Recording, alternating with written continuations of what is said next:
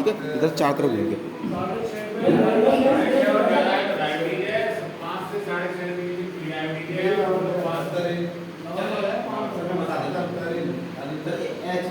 का होता है, अगर हमारी 5.7 से नीचे है तो हम नॉर्मल है, अगर 5.7 से और 6.4 के बीच में है तो हम प्री डायबिटीज हैं, अगर 6.5 से ऊपर तक है तो हम डायबिटीज में आते हैं।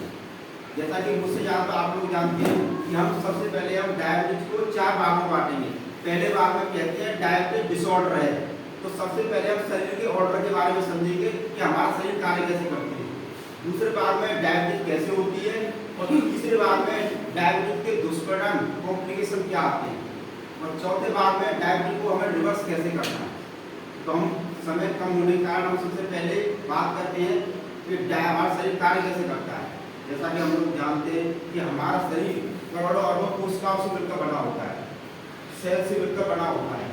इन सेल्स को कार्य करने के लिए ऊर्जा की जरूरत पड़ती है। हम लोग जानते हैं इसको ऊर्जा मिलती है ग्लूकोज से, और ग्लूकोज आता है हमारे भोजन से। जो भी हम भोजन करते हैं उससे कुछ तत्व प्राप्त कर होते हैं। हमारे साइंस ने जितना पता कर पाया है, इससे carbohydrate, protein, fat, vitamin, minerals प्राप्त होते हैं। जब कार्बोहाइड्रेट का अंतिम रूप में विघटन होता है उससे हमें ग्लूकोज प्राप्त होता है। जब ग्लूकोज बनने के बाद में ग्लूकोज आता है हमारे ब्लड के अंदर, क्योंकि ब्लड का कार्य होता है पूरे शरीर को सेल्स पर जो चीज की जरूरत होती है उसको पहुंचाना। अब ग्लूकोज ब्लड में आने के बाद में ग्लूकोज जाता है सेल्स के पास। अब सवाल ये उठता है, क्या सेल्स के अंदर ग्लूकोज अंदर जा सकता है? दोस्तों इसका आंसर नहीं। सेल्स के अंदर जाने के लिए ग्लूकोज को एक हार्मोन की जरूरत होती है। इस हार्मोन का नाम होता है इंसुलिन। अब इंसुलिन बनता कहाँ है और कब बनता है?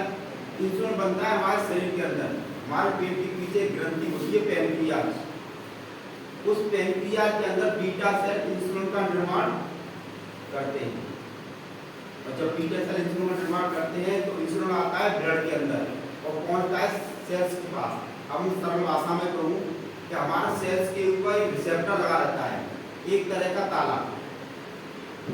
इस ताले को, इस रिसेप्टर को इंसुलिन नामक चाबी उसे जाके खोलती है, उससे हमारे सेल्स का ग्लूकोज चैनल ओपन होता है और ग्लूकोज सेल्स के अंदर जाता है। हमारे सेल्स के अंदर एक पावर हाउस होता है, जैसे भट्टी होती है उसी तरह से पावर हाउस होता है, उसको बोलते हैं माइटोकॉन्ड्रिया। उस माइटोकॉन्ड्रिया के अंदर जब ग्लूकोज चलता है ऑक्सीजन की उपस्थिति में, उससे एटीपी निकलते हैं। इन एटीपी से, इस ऊर्जा से हमारा शरीर चलता है। ये एक सामान्य प्रक्रिया होती है कि भोजन से ग्लूकोज बनना और बीटा से इंसुलिन बनाना और इंसुलिन से गेट खोलना और ग्लूकोज सेल्स के अंदर जाना और बर्न होना, उससे हमारा शरीर चलना, बिल्कुल मोटरसाइकिल की तरह। अब डायबिटीज कैसे होती है दूसरे भाग में? अगर हम सामान्य लोगों से पूछा जाए डायबिटीज कैसे होती है तो उनका सिर्फ एक ही जवाब आएगा, इंसुलिन की कमी के कारण। इंसुलिन की कमी के कारण। परंतु और आज हमें इस प्रोग्राम के माध्यम से डायबिटीज को बहुत अच्छी तरह समझना है कि डायबिटीज में टाइप 1 डायबिटीज, टाइप 1.5 और टाइप 2 डायबिटीज। अब आप लोग सोच रहे होंगे कि टाइप 1 टाइप 2 सुना है पर टाइप 1.5 नहीं सुना है। परंतु जैसे जैसे समय बढ़ता जा रहा है, साइंस नई नई खोज कर रहा है और डायबिटीज के नए नए प्रकार सामने आ रहे हैं। टाइप 1.5 इसको लाड़ा मोड़ी के नाम से जाना जाता है। लाड़ा मोड़ी के नाम से, हाँ ये नया है, गूगल पर सर्च करना। 1.5 ये अक्सर 25 से लेकर 35 साल की उम्र में होता है। ये सबसे खतरनाक होता है क्योंकि इसमें डायरेक्ट इंसुलिन की कमी आती है। डायरेक्ट इंसुलिन की कमी आती है जिससे डॉक्टर पेट में इंसुलिन लगाने के लिए बोलते हैं। डायरेक्ट इंसुलिन सबसे ज़्यादा खतरनाक होता है। हमारे भारत में टाइप 1 के 5% लोग हैं और टाइप 1.5 के नया है, इसकी वजह से इसकी गणना नहीं हो पा रही। और टाइप 2 डायबिटीज के 80 से लेके 95% लोग हमारे भारत में टाइप 2 डायबिटीज।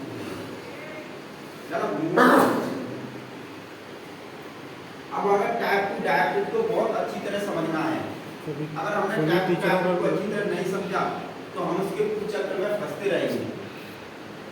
मैं आपको पूरी देना चाहता हूँ, टाइप टू डायबिटीज की जो पूर्व अवस्था होती है उसको ही हम प्री डायबिटीज कहते हैं। जो टाइप टू डायबिटीज की पूर्व अवस्था होती है उसको ही हम प्री डायबिटीज कहते हैं। प्री डायबिटीज कहते हैं। जब इसका रिवर्सल 4 से 6 महीने को हो जाता है तो टाइप टू डायबिटीज का कितना भी हाईएस्ट हो उसका भी रिवर्सल हो जाता है, ये साइंस कहता है। अब टाइप टू डायबिटीज क्या? इंसुलिन रेजिस्टेंस के कारण होने वाला डायबिटीज। इंसुलिन रेजिस्टेंस जैसे हमने पहले बार में सुना था कि भोजन से ग्लूकोज बना, बीटा से इंसुलिन बनाए, इंसुलिन ने गेट खोला और ग्लूकोज सेल्स के अंदर गया। इसी कारण से वो सेल्स के जो रिसेप्टर होते हैं वो गेट खराब हो जाते हैं। जैसे घर के गेट ठीक हो जाते हैं उस तरह से खराब हो जाते हैं जब खुलते नहीं है। उनके कारण तो बहुत सारे हैं, फिर भी मैं कुछ कारणों के बारे में बात करता हूँ। जैसे मोटापा, हमें ऊपर वाले ने एक शरीर दिया है, पर जब उस शरीर को हम उससे दुगना कर लेते हैं तो हमारे शरीर के हार्मोन्स और सेल्स काम करना कमजोर हो जाते हैं, काम करना कम कर देते हैं। इसकी वजह से हमें डायबिटीज होता है। अगला कारण आता है इसका रहन सहन। अगर रहन सहन की बात करें तो पहले से अब के रहन सहन में बहुत अंतर है। अब देर रात तक जगना और सुबह लेट उठना और व्यायाम भी नहीं करना, और व्यायाम के लिए सोचते रहते हैं कल करेंगे कल करेंगे, कल कभी आता ही नहीं और व्यायाम करते नहीं है। सर पहले करते थे, कोई जाता घर से बाहर? कोई नहीं जाता। क्या कोई अधिकतर लोग हैं जो घर से बाहर सुबह निकलते ही नहीं, घर से बाहर घर में ही रहते हैं। और बाकी बच्चा को हमारे मोबाइल में फेसबुक, व्हाट्सएप, इंस्टाग्राम खत्म कर दिया है। तो अगला कारण आता है इसका खान पान। खान पान के बारे में तो आपको अच्छी तरह जानते ही हैं, फिर भी मैं एक बात कहना चाहता हूँ कि हमारे भारत के अंदर जो बड़ी बड़ी कंपनियां हैं जो लाखों करोड़ रुपए का टर्नओवर कर रही हैं, इन कंपनियों से हम दाल दलिया तो मंगाते नहीं हैं। इनसे क्या मंगाते हैं? पिज्जा, बर्गर, चाउमीन, नमकीन, ये सब मंगाते हैं। इनकी वजह से भी हमें डायबिटीज होता है। और अगला कारण आता है तनाव। अब तनाव की बात करें तो हमारा भारत चौथे देश में है जहाँ पे हमारे भारत के सबसे लोग सुस्त पाए जाते हैं और सबसे ज़्यादा तनावग्रस्त पाए जाते हैं हमारे भारत। वो भी चौथे नंबर पे आ चुका है। धीरे धीरे ये भी जनसंख्या की तरह पहले नंबर पे आ जाएगा, क्योंकि सब लोग टेंशन लेते हैं, कोई फालतू की टेंशन। आज शर्मा जी घर से बाहर निकले, उनको किसी ने राम राम नहीं करी तो उनको टेंशन हो गई कि उन्होंने राम राम नहीं करी। ये भी अगला कारण आता है प्रदूषण। हम प्रदूषण की बात करें तो हमें घर से बाहर निकलने पर अगर हम सांस लेते हैं तो पता नहीं कितने विषैले तत्व हमारे शरीर के अंदर चले जाते हैं। केमिकल की फैक्ट्रियाँ होती हैं, कारखाने होते हैं, धुएं निकलते हैं, उनकी वजह से प्रदूषण होता है। तो अगला कारण होता है उम्र। जैसे जैसे हमारी उम्र बढ़ती जाती है हमारे सेल्स में कमजोर होते चले जाते हैं। अगर हम अपने आप को मोटापा सुधार लें और रहन सहन सुधार लें और तनाव से दूर रह जाएं, अगर हम जंगल में जाके घर बना लें फिर भी हम इससे नहीं बच सकते, क्योंकि अगला कारण होता है अनुवांशिकता। अगर घर में मम्मी पापा को है, दादा दादी को है, नाना नानी को है, चाचा को है, बुआ को है, मामा को है, मौसी को है, अगर भाई को बहन को है तो हमें भी होने की संभावना होती है। इन कारणों से हमारे रिसेप्टर खराब हो जाते हैं। अब सर जो बात मैं कहने जा रहा हूँ ये बात बहुत इंपॉर्टेंट है, इसको समझना बहुत जरूरी है। ये डायबिटीज होती कैसे? जब हमारे सेल्स के गेट खराब हो जाते हैं तो जब हम खाना खाते हैं तो हमारा ग्लूकोज लेवल बढ़ता है और हमारे सेल्स को ऊर्जा नहीं मिलती है। जब हमारे सेल्स को ऊर्जा नहीं मिलती है सर तो हमारे सेल्स को जाए तो हमारे सेल्स को थकान महसूस स्टार्ट हो जाती है। इसलिए डायबिटीज का पहला लक्षण होता है बार बार थकान महसूस होना। जब बार बार थकान महसूस होती है तो हमारे सेल माइंड को संकेत देते हैं कि हमारे पास ग्लूकोज नहीं है, हमारे लिए ग्लूकोज का इंतजाम करो। तो सेल्स माइंड को संकेत देते हैं, माइंड बार बार खाने के लिए बोलता है। इसलिए डायबिटीज का दूसरा लक्षण होता है बार बार भूख लगना। जब हम लोग को बार बार भूख लगती है और बार बार खाना खाते हैं तो हमारे शरीर में ग्लूकोज लेवल बढ़ता है, हमारे शरीर की स्वयं की प्रक्रिया होती है। अगर जो चीज़ हमारे शरीर में ज़्यादा होती है वो बाहर निकलेगी, तो वो बाहर निकलती है यूरिन के द्वारा, पेशाब के द्वारा। इसलिए इसका तीसरा लक्षण होता है बार बार पेशाब के लिए जाना। रात में बहुत से लोग 3-4 बार जाते हैं, नॉर्मली एक बार बाद में जाता है, इससे ज़्यादा जाता है तो उसको संभावना है। तीसरे लक्षण की बात में अगर हम बार बार यूरिन जाते हैं तो हमारे गुप्तांगों पर बार बार इन्फेक्शन भी होता है, बार बार धोना इन्फेक्शन भी होता है।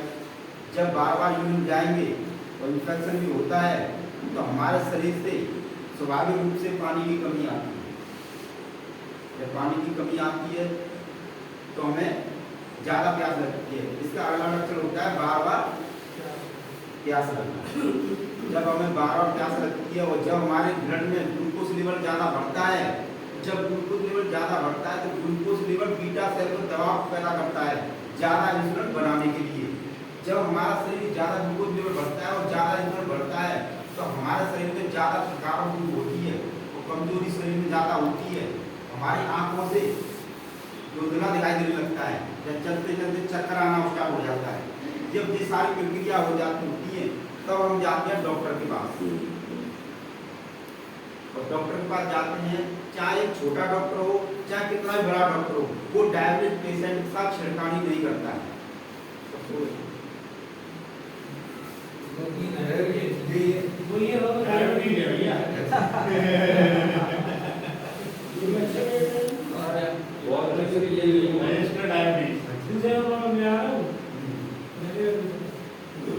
जब दौड़ लेवल बढ़ते हैं, जब थकान ज़्यादा होती है, कमजोरी होती है ज़्यादा, तो हम जाते हैं डॉक्टर के पास। मैं बात कहना चाहूँ, चाहे इतना बड़ा डॉक्टर हो चाहे कितना बड़ा MBBS MD किया हो डॉक्टर हो, वो डॉक्टर डायबिटीज पेशेंट का छिड़कानी नहीं करते। उनके लिए कोई निश्चित टैबलेट आती है, ग्लूकोपाइल, मेटफॉर्मिन, प्रोग्लिन, ये टैबलेट का इस्तेमाल करते हैं। और इन टैबलेट को पेशेंट के साथ देने के बाद में उनसे बोलते हैं ये टैबलेट आपकी जिंदगी भर खानी होगी। और पेशेंट भी सोचता है कि ये टैबलेट तो हमें जिंदगी भर खानी, कोई हो सकता है कोई बार हमने कार्य किए होंगे तो ये टैबलेट हमें जिंदगी भर तक खानी होगी। और यही हमारे भाग्य में लिखा है। मैं आपको बताना चाहता हूँ कि यह मॉडर्न मेडिसिन हमारा शरीर स्वीकार नहीं करता है। ये टैबलेट हमारा शरीर स्वीकार नहीं करता है क्योंकि ये टैबलेट हमारे लिए कभी बनी ही। पहले हम जड़ी बूटियों पर रहा करते थे, रहा करते थे, फिर केमिकल युक्त मेडिसिन थे। जब हम एक टैबलेट चालू कर देते हैं, इन टैबलेट का कार्य होता है बीटा सेल से ज़्यादा इंसुलिन बनवाना। ये टैबलेट का काम है बीटा सेल से ज़्यादा इंसुलिन बनवाना। जब हम बीटा सेल का नाम सुनते हैं तो हमारे मन में ये शंका होती है कि कहीं ना कहीं बीटा सेल में दबाव पैदा कर रही है जिससे बीटा सेल ज़्यादा इंसुलिन बना रहे हैं। और बीटा सेल कुछ समय के लिए इंसुलिन बनाते भी हैं, तो वो इंसुलिन जाते हैं और पेट को जबरदस्ती खोलते हैं और ग्लूकोज अंदर जाता है, पर कुछ समय बाद वह गेट और ढील हो जाते हैं। जब ज़्यादा ढील हो जाते हैं तो जो पहले से जो टैबलेट ले रहे थे वो टैबलेट काम करना बंद कर देते हैं और हमें पता ही नहीं चलता, टैबलेट व्यक्ति को पता ही नहीं चलता कब उनका ग्लूकोज लेवल बढ़ना स्टार्ट हो जाता है। अब वो जब टैबलेट काम करना बंद कर देते वो दोबारा जाते हैं डॉक्टर के पास।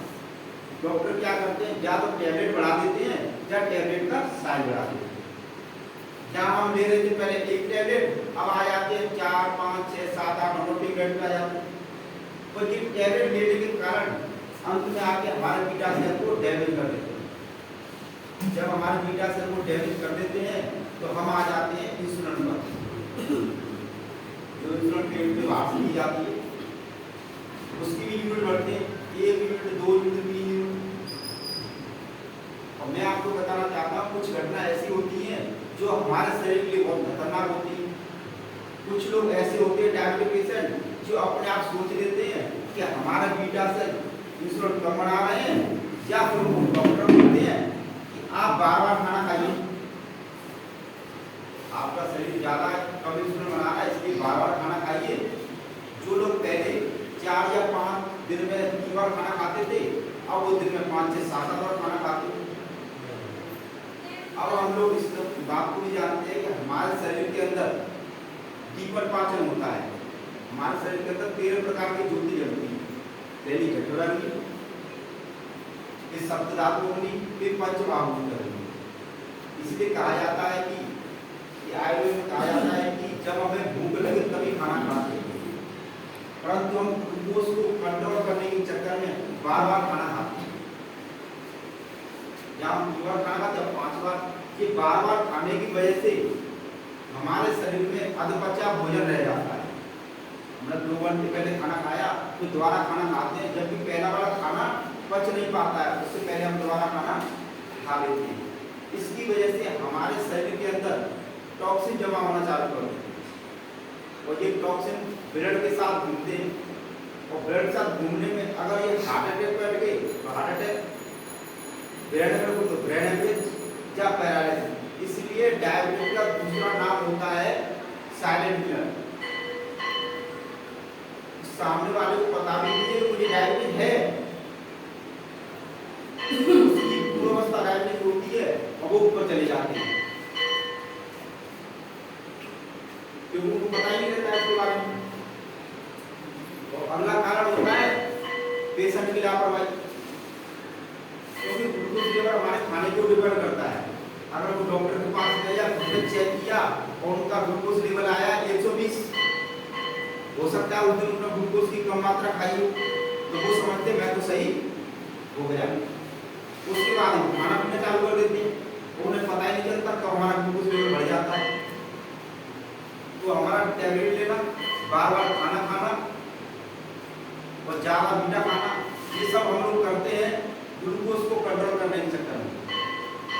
परंतु हम ग्लूकोज को कंट्रोल के चक्कर में अपने बीटा सेल को डैमेज कर देते हैं, क्योंकि पहले बीटा सेल अच्छी तरह इंसुलिन बना रहे थे, कम बना रहे थे, कम बना तो रहे थे ना, परंतु बीटा सेल को डैमेज कर देते हैं, गिरा जाते हैं इंसुलिन पर। इंसुलिन की पेट में सुई लगती है। ये सब तो होते हैं डायबिटीज के लक्षण। अब हम देखते हैं डायबिटीज से नुकसान कैसे होता है। अब हम लोगों ने अच्छी तरह समझा कि सेल्स में अंदर जाने के लिए इंसुलिन की जरूरत पड़ती है, तो ऐसा ही है ना, सेल्स में अंदर जाने के लिए इंसुलिन की जरूरत पड़ती है। अब मुझे आप एक बात बताइए कि कोई व्यक्ति अगर दिल्ली से मुंबई जा रहा है कार में बैठ के, अगर रास्ते में उसका एक्सीडेंट हो गया, उसकी पैनक्रियाज डैमेज हो गई, तो जाहिर सी बात है इंसुलिन बनेगा। अगर इंसुलिन नहीं बनेगा और प्रत्येक सेल को ग्लूकोज की जरूरत पड़ती है। हमारा माइंड एक ऐसा होता है कि अगर इसको 4 मिनट तक इसको ग्लूकोज ना मिले तो या तो आदमी कोमा में जा सकता है या फिर आदमी ऊपर जा सकता है, अगर 4 मिनट ग्लूकोज ना मिले। इसलिए ऊपर वाले ने हमारे शरीर में अरबों खरबों सेल्स के होते हुए भी 4 सेल्स ऐसे बनाए हैं जिनके अंदर ग्लूकोज डायरेक्ट जा सकता है, इनके अंदर कोई भी गेट फिट नहीं किया है। वो ऊपर वाले ने किया था हमारे लिए, हमें वरदान दिया था कि अगर ऐसी घटना हो जाती है तो इन 4 सेल्स के अंदर ग्लूकोज जाएगा और आदमी कम से कम जिंदा तो रहेगा। परंतु डायबिटीज का ये हो गया दुष्परिणाम, क्योंकि अभिशाप बन गया। वो कैसे? हमारे 4 सेल्स होते हैं, रेटिना सेल जो हमारे आंखों के अंदर प्यारी प्यारी आंखें होती है, उनके अंदर सेल्स होते हैं। अगर ग्लूकोज लेवल ज़्यादा इसमें बढ़ता है तो वो ग्लूकोज लेवल पता नहीं चलता कब हमारे आंखों के अंदर ज़्यादा स्टार्ट हो जाता है। जैसे उसी तरह से जैसे हमारे घर पे कटोरी में किशमिश रख दें और पानी डाल दें, एक दिन के लिए किशमिश में कुछ नहीं होगा।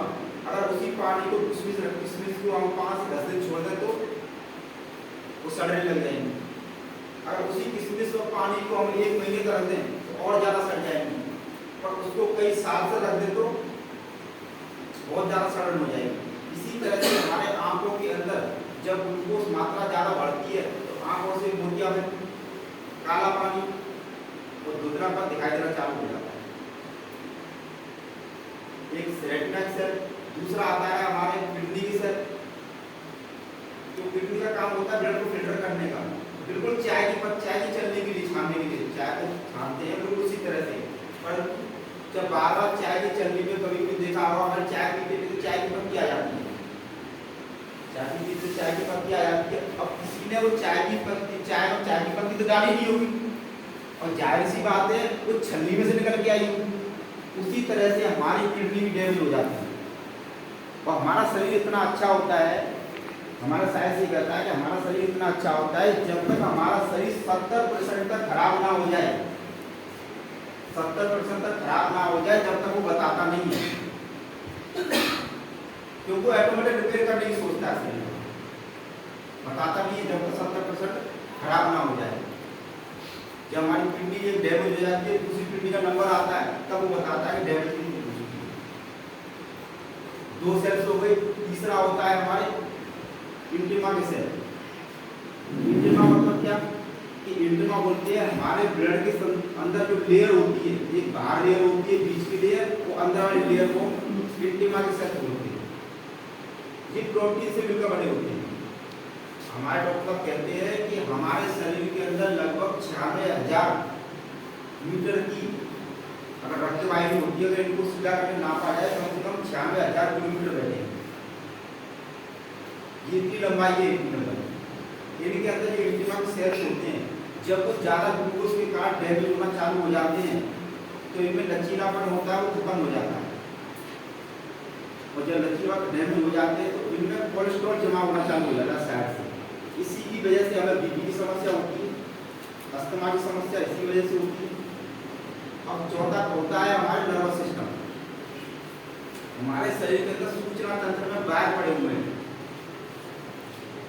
जो नीचे से लेकर ऊपर होते सेंट्रल नर्व होता है, और गांड से लेकर नीचे तो मोटा नर्व होता है, बिल्कुल हमारी धरती वायर की तरह लाल पीले वायर होते हैं। जब वो वायर ऊपर के वायर की लाल पीली परत होती है, वो डैमेज हो जाए, जब खराब हो जाए तो हमें करंट आना स्टार्ट हो जाता है, हमारे घर में करंट आना स्टार्ट हो जाता है। इसी तरह से ज़्यादा ग्लूकोज के कारण हमारे शरीर के अंदर की जो भी नर्वस सिस्टम होते हैं वो डैमेज होना स्टार्ट हो जाते हैं। तो इसका सबसे पहले प्रभाव आता है पैर के अंदर। अंगूठे से पैर के अंगूठे से स्टार्ट होता है, धीरे धीरे धीरे धीरे ऊपर बढ़ना स्टार्ट हो जाता है। इसलिए डायबिटिक पेशेंट को झुंझुनियाँ आना पैरों में, इसका लक्षण होते हैं। और जब चारों लक्षण होते हैं, 400 लक्षण होते हैं, इसलिए डायबिटिक कॉम्प्लिकेशन ज़्यादा होना चालू होता है। अब हमने डायबिटिक दुष्परिणाम समझ लिया और समझ लिया डायबिटिक रिवर्सल की बात, जिसको मुझे लगा सब लोगों को इसका सबसे ज़्यादा इंतजार रहता है। आप एक बात बताइए कि सब लोग हमारे भारत में सब लोग डायबिटीज को कंट्रोल करने के चक्कर में लगे हुए हैं।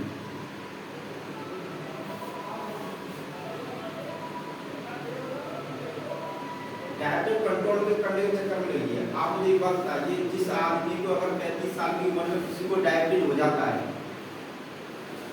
डायबिटीज हो जाता है, क्या उसके जीवन में शादियां आने वाली नहीं है? क्या कोई फंक्शन आने वाले नहीं है? क्या उनके बच्चों की शादियां, बच्चों के बर्थडे होना, शादी ब्याह में जाना, बहन भाइयों की शादी करना, अगर ये सब उनके जीवन में होने वाले हैं तो उनके जीवन में मीठा आने वाला है। जब उनके जीवन में मीठा आने वाला है तो वो डायबिटीज को कंट्रोल कैसे कर सकते हैं? अब हम डायबिटीज को रिवर्स क्यों करना चाहिए? कुछ लोग ये सोचते हैं कि हम तो टैबलेट खा रहे हैं, कुछ टैबलेट हम खा रहे हैं तो डायबिटीज को रिवर्स क्यों करें?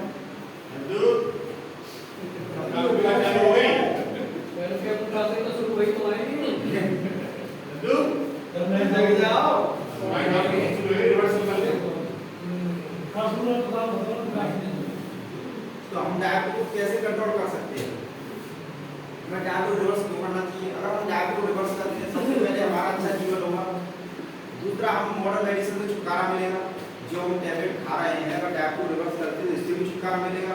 तीसरा, ग्लूकोज के अप डाउन से, अगर हमारा ग्लूकोज अप डाउन होता है तो इससे हमें तनाव होता है, हमारे शरीर के अंदर चिड़चिड़ापन आता है। तो इस चिड़चिड़ेपन से हम तो परेशान रहते हैं, हमारी फैमिली भी परेशान रहती है और हमारे रिश्तेदार तक परेशान रहते हैं।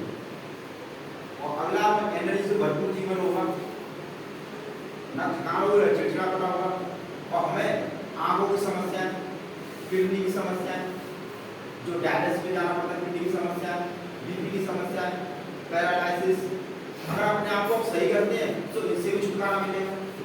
और सबसे ज़्यादा हमें लाभ होगा, हमारे पैसों की बचत होगी, क्योंकि हम लोग चाहे गरीब लाभ लोग हो, कोई भी डायबिटिक पेशेंट या पैसे वाला हो, क्योंकि इसकी टैबलेट आती है, डुप्लीकेट टैबलेट भी आती है इसकी, अगर सही टेबलेट की बात करें तो वो आती है 25 से 30 रुपए की। अगर आप ये बात बताइए, जो आदमी 25 रुपए की एक टेबलेट ले रहा है और दिन में सुबह शाम 2 टेबलेट ले रहा है, तो उसके 50 रुपए डेली के हो जाते हैं और मंथली के 1500 रुपये हो जाते हैं और साल के 15 से लेकर 18,000 रुपये हो जाते हैं। अगर जिस व्यक्ति को 35 साल की उम्र में 40 साल की उम्र डायबिटीज होता है, उसे 80 साल तक और जीना है, तो 40 साल और जीना है।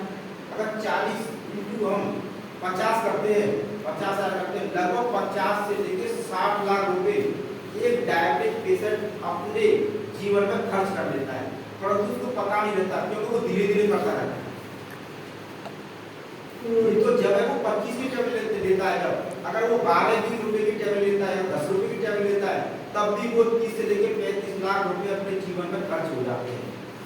मैं आपको इसके साथ में सर ऐसा ही होता है और आगे की बात बताओ, इसके आने वाले हैं। हाँ, आप एक बात पेट्रोलिंग के लिए मेन मुद्दे पे आओ।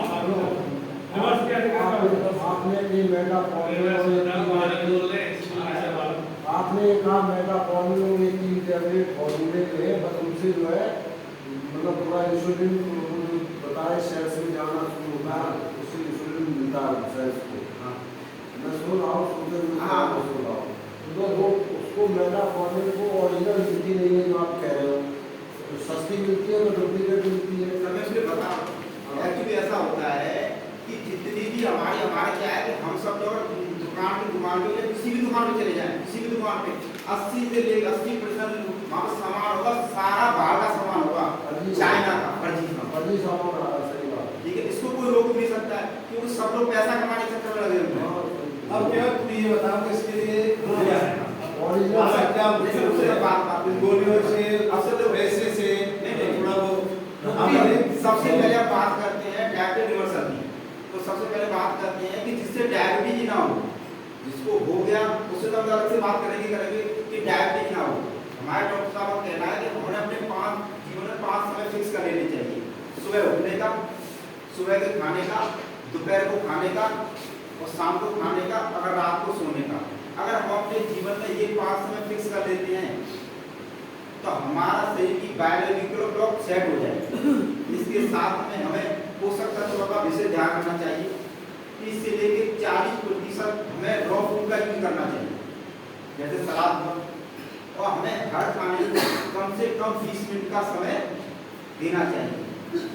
एक खाने से दूसरे खाने में कम से कम 4 घंटे का अंतर होना चाहिए। कितने घंटे का सर? 4 घंटे का अंतर होना चाहिए। और हमें अपने अंदर, खासकर अपने बच्चों के अंदर ये संस्कार जरूर डालने चाहिए कि हमें खाने को स्टार्ट करने से पहले उसको नमन करना चाहिए, क्योंकि हमें खाने से ही ऊर्जा मिलती है। और दूसरी बात, जब हम खाने को उसको प्रणाम करेंगे या नमन करेंगे तो हमारे माइंड का सारा सेटअप उस खाने पे जाएगा, जिससे जो खाना जिस जगह लगना होगा वहाँ अपने आप ऑटोमेटिक पहुँच जाएगा। क्योंकि उनके अंदर जो गलतियाँ होती है कि मोबाइल देखते समय, टीवी को चलाते समय, किसी से बात करते समय वो खाने को ना खाएं। तो अगला कि हमें एक खाने से 4 घंटे का अंतर, और हमें शाम के खाने से सुबह के खाने में कम से कम 12 से लेकर 16 घंटे का अंतर होना चाहिए। उसके बाद हमें कुछ नहीं खाना है, नहीं खाना है, क्योंकि हमारे शरीर के अंदर भी बिल्कुल रेगिस्तान के ऊंट के जैसा लक्षण होती है। हमारा शरीर स्वयं खाने की व्यवस्था करे रखता है। अगर हमें 2 दिन के लिए खाना ना मिले ना, कोई फर्क नहीं पड़ने वाला। एक दिन के लिए शरीर थकेगा, दूसरे दिन एक्टिवेट हो जाएगा। पर क्योंकि एक जापान के साइंटिस्ट को शाम के जगह रात के भोजन, सुबह के भोजन में 12 से लेकर 16 घंटे का अंतर होना चाहिए, जिसको हम डेली फास्टिंग बोलते हैं। रोजाना करने वाला उपवास के नाम से मुझे याद आती है कि जापान के साइंटिस्ट को सन 2016 में ऑटोफैजी के लिए एक नोबेल पुरस्कार से सम्मानित किया गया था। ऑटोफैजी वो प्रक्रिया होती है जो सर इसके साइंस के बारे में नाम में है, लिखा हुआ है ऑटोफैजी। ऑटोफैजी क्या होती है? वो प्रक्रिया होती है जिसमें हमारे शरीर की गंदगी को उपयोग करके उसको ऊर्जा में परिवर्तन कर देता है। उन साइंटिस्ट का कहना है कि ऑटोफैजी को एक्टिव करने के बहुत तरीके होते हैं, जिसमें से एक तरीका होता है उपवास। परंतु हमारे यहाँ पर तो उपवास वाले दिन कुछ ज्यादा ही खाना खा जाते हैं, पर वो भी 100% उपवास। क्या डायबिटीज के पेशेंट को उपवास रखना चाहिए? सर अभी मैं बोल रहा था, मैं उसकी बात कर रहा हूँ जिससे डायबिटीज हो ही ना सके। मैं भी उनके बारे में बात कर रहा हूँ जिससे डायबिटीज ना हो, वो अलग चीज है। मेरा प्रश्न ये है, क्या डायबिटीज के पेशेंट को उपवास रखना चाहिए? नहीं, उनको बोल रहे हैं। रखना चाहिए? नहीं। तो अगला मतलब होता है कि उपवास करना। इसके साथ साथ हमें रात में 6 से 7 घंटे की अच्छी नींद लेनी चाहिए और सुबह 40 से 45 मिनट का मॉर्निंग वॉक करना चाहिए और 20 से 25 तक योगा प्राणायाम करना चाहिए। हमारा जीवन तो आधा निकल चुका है, परंतु हमारे घर पर बैठे बच्चे जो 15-20 साल के हैं, उनको ये जीवन शैली अपनाना बहुत जरूरी है। इसलिए मैं आप सभी लोगों से आशा करता हूँ कि जो बात मैंने आपसे कही है उसका पालन करेंगे और हमारे मिशन में आप लोग भी सहयोग करेंगे। इसलिए मैं आप सभी को धन्यवाद करना चाहता हूँ कि आप सभी लोगों ने अपना लेट खाने का भी फर्क है ना, लेट खाने से 1 बजे खाना खाएं, 6 बजे खाएं, तो उसका भी फर्क आता है। हमारे पास भी नहीं है, और 9 बजे तक कुछ खा लेना।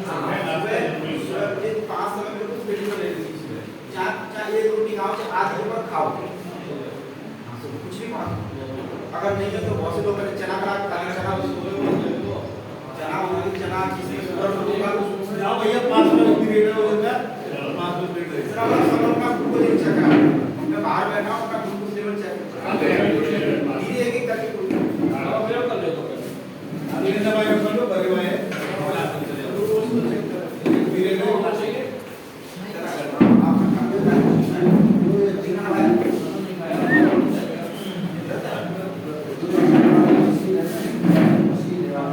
लाओ लाओ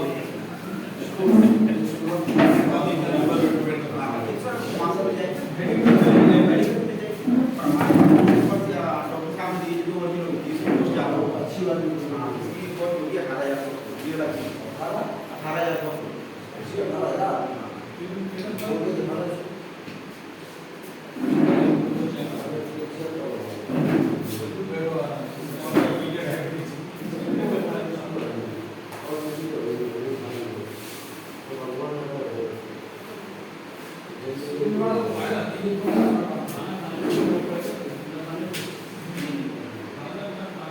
मेरा केवल चाय पिए केवल चाय की खाई करते हैं, ये चेक करने के चाय ज्यादा ठीक है।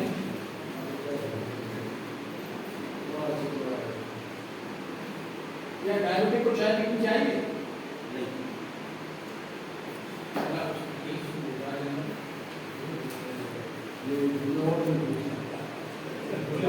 काम करना चाहिए क्या? भूली हुई सरकारी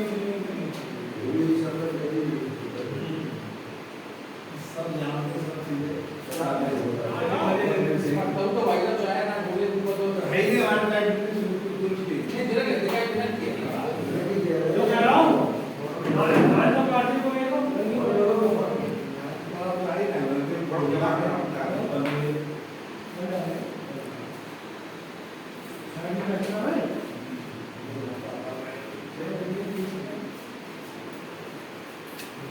अरे क्यों?